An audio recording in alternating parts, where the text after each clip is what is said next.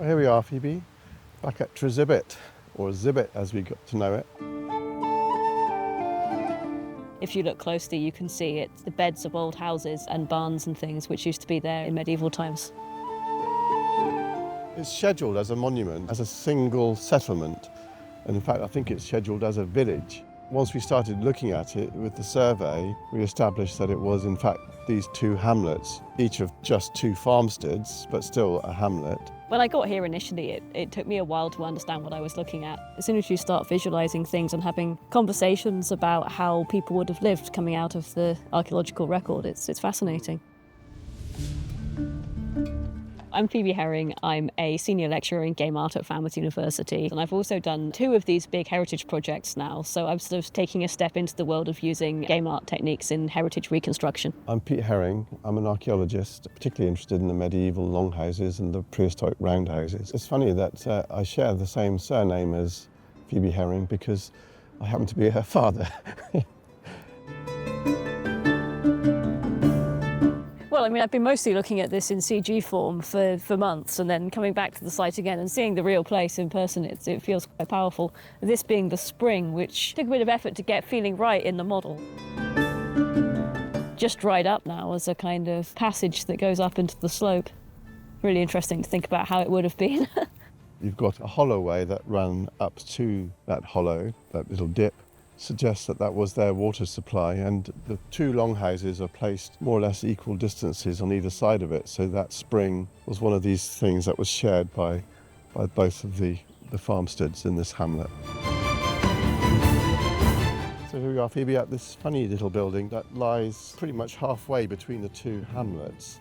It seems to be one of those things that was shared, and it was also adapted. First of all, it was itself inserted inside a roundhouse. You can see the bank over there, and that helps give it this weird curving side on this part of the house. And then secondly, it was added to probably in the 18th century with these narrower walls at the bottom ends. And I don't know if you remember, but we were wondering whether this might have been a house for a bull. Sort of safely away from either one in the middle.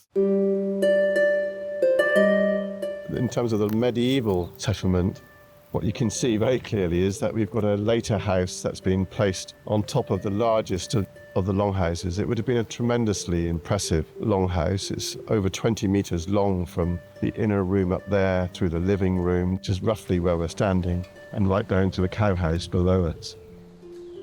It was the thing which challenged established video game workflows built around building chunks of wall and chunks of roof the most. The whole of the thatched roof had to go through a number of revisions and be created in quite an unusual way. So this farmstead had a longhouse and 2 outhouses. The story that we developed from looking at the chronologies of things was that this is the longhouse that lasted longest. The other one was abandoned, but the people still lived in here and reused the other longhouse. Above us you can see slight undulations in the ground, which are the remains of the medieval strip fields, which I think you've turned in the reconstructions into fields with crops and lazy beds. Yeah, they've become quite enormous in the reconstruction. The actual scale of the built-up lumps and bumps was huge once you visualise it in 3D. I built a sort of little hearth where we could see the sort of edge of a fire and a few little sparks. We could look in through the cross passage into the living room, couldn't we? Yes, which was dark inside. We didn't really kind of spend huge amounts of time on interiors with this project, but there was a sort of hint of people coming into the house, and I guess to some extent the status of the house. They didn't live in their houses in the way that we do today. This house that we're standing in now, the 18th century house, it's 2-storied, it had a slate roof, we see a couple of slates lying around. It wasn't thatched, it almost certainly had windows, so it would have been much more full of light and therefore full of life as well. People living in here and doing things, including cooking in the wonderful oven. It's an incredible kind of humanising detail, I think. But make sure it's still okay there. I will, I'll check it out and...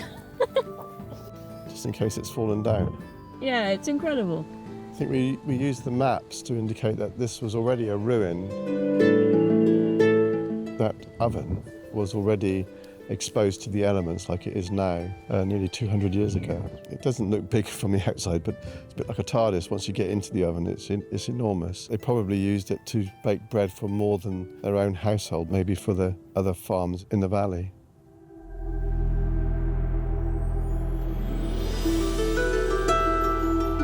When When you mentioned that all of the lumps and bumps are a standardised length apart, is it the Cornish rod, Dad? One of the ways they made sure that everything was equitable when they did the sharing that we talked about, they used a standard measure, the Cornish rod. The rod is the long stick which you use for poking the front oxen when you're ploughing. It's ironic because they didn't plough here, they did everything by hand. But that rod was the local measure, and we've measured some of the strip fields on the slopes above the longhouses, and they did use the Cornish rod. You come to a site like this and it's so ramshackle. The idea they're using a standardised measurement to create equitable field systems is really interesting. Back then they cared about equality and fairness and making sure that nobody had a smaller amount and nobody had a greater amount, that they had an equal amount. Yes. So that they cared about the harmony of the society. They seem to have been careful with each other and shared things nicely. A civilised society in this very wild place.